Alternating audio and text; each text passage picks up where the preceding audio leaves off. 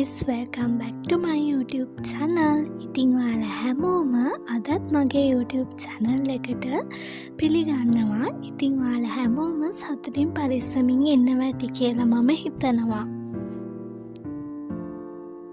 ඉතින් අද මම සාමාන්‍යයෙන් පාඩම් කරන්නේ කොහොමද කියලා තමයි ඔයාලත් එක්ක ෂෙයා කරගන්න හදන්නේ. එක නංගි කෙනෙකුත් මගෙන් මේ ගැන අහලා තිබුණා. ඉතින් ඒකින්ද මං අද ඔයාලත් එක්ක ඒ ගැන ෂෙයා කරගන්නවා කියලා හිතුවා. සමහර වෙලාවට අපි කොච්චර පාඩම් කරත් ඒ කිසිම දෙයක් මතක හිටින්නේ නැහැ කියලා ඔයාලට දැනෙනවා ඇති. එකම විදිහට එකම මෙතඩ් එකෙන් හැම සබ්ජෙක්ට් එකක්ම පාඩම් කරන්න බෑ. මම නම් සබ්ජෙක්ට් එක අනුව මෙතඩ් එක වෙනස් කරනවා. විශේෂයෙන්ම ගොඩක් කරුණු තියෙන ජෝග්‍රෆි හිස්ටරි වගේ සබ්ජෙක්ට්ස් මම අනිවාර්යයෙන්ම ෂෝට් නෝට් ගහනවා. මගේ කලින් ව්ලොග්ස් වලත් මම මේ ගැන කියලා තියෙනවා. ෂෝට් නෝට් එක මම පාඩම් කරන්නේ එක්සෑම් එක ලං වුණාම. ගොඩක් වෙලාවට මම කරන මෙතඩ් එකක් තමයි තව කෙනෙක්ට උගන්වන විදිහට පාඩම් කරන එක. ඒ මෙතඩ් එකෙන් තමයි මට හොඳටම මතක හිටින්නේ. ඒ විදිහට කරාම අර අපි කලින් පාඩම් කරපු කරුණු විභාගෙට කලින් දවසේ සාමාන්‍යයෙන් කියව ගත්තහම වුණත් ආපහු හොඳට මතක් වෙනවා. ඒ වගේම තවත් මෙතඩ් එකක් තමයි මයින්ඩ් මැප්. එහෙම නැත්නම් සංකල්ප සිතියම් අඳින එක.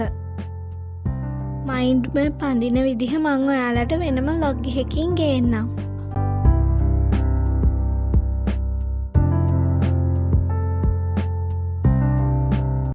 මැත්ස් වගේ සබ්ජෙක්ට් එකකදී මම නිතර ගණන් හදනවා.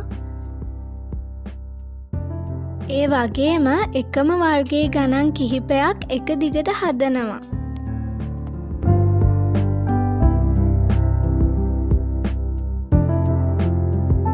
කවි ගාථා වගේ දේවල් පාඩම් කරන්න තියෙන සබ්ජෙක්ට්ස් වලදී Tamanට පුළුවන් තාලයකින් හඬනගා ගායනා කරන්න.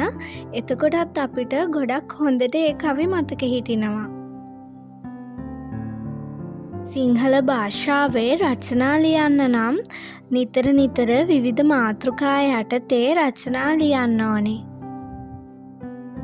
අපිට රචනාවලට බොහෝ වෙලාවට එන්නේ කාලීන මාතෘකානේ. ඉතින් කාලීන තොරතුරු ගැන අප්ඩේට් වෙන්න පුළුවන් නම් ගොඩක් හොඳයි. අපිට Google එකෙන් ඒ වගේම ChatGPT app එකෙන් විවිධ ශාස්ත්‍රවල පොත් කියවන එකෙන් එහෙම මේ වගේ දැනුම අලුත් කරගන්න පුළුවන්.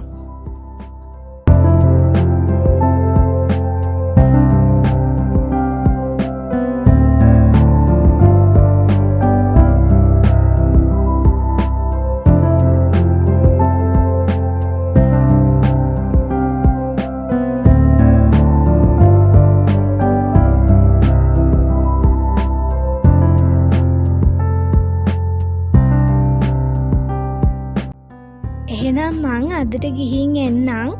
ආයෙත් අලුත් ලොග් එකකින් හම්බ වෙනකන් ඔයාලා හැමෝම සතුටින් පරිස්සමින් ඉන්න. Thanks for watching.